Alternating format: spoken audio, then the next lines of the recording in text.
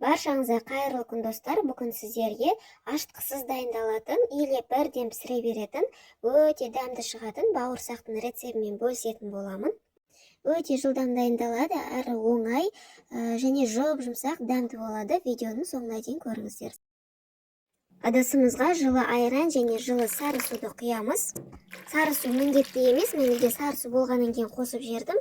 Құр айранның өзімен жасай берсеңіздер де болады. Айранымызға 1,5 шай қасық тұз және 3 ас қасық қант саламыз.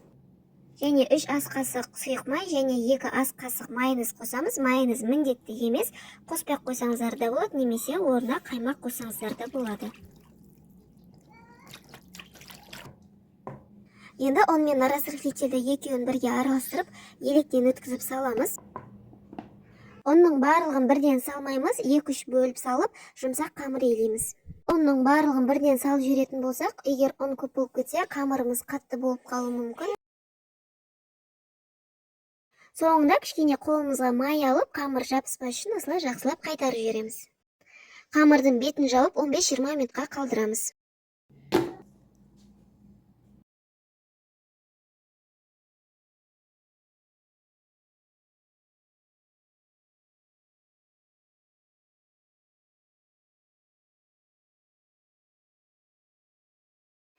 Қамырды теңдей етіп 3 бөлікке бөліп, домалақтап аламын.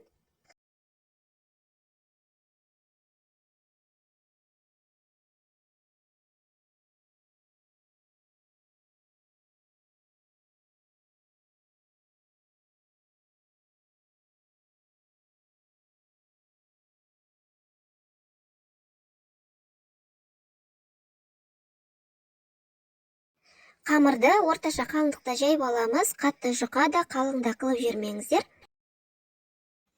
Бауырсақтарымызды кесіп аламыз.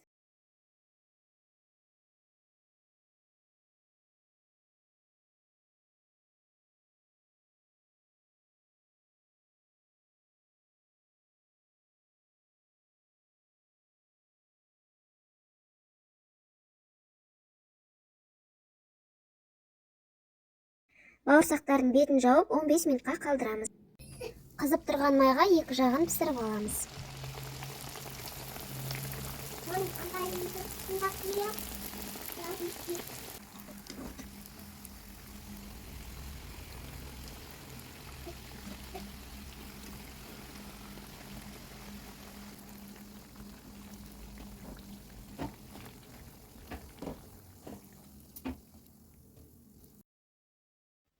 Бауырсақтарымыз дайын, дәмі өте керемет дәмді болған және де ашытқысыз да осындай биік болып көтеріліп шыққан.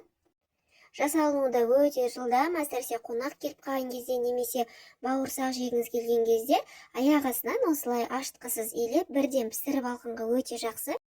Және де жұп-жұмсақ болып шығады. Міндетті түрде жасап көріңіздер. Видеом сіздерге пайдалы болса, лайк басып, арнама тіркелуді ұмытпаңыздар.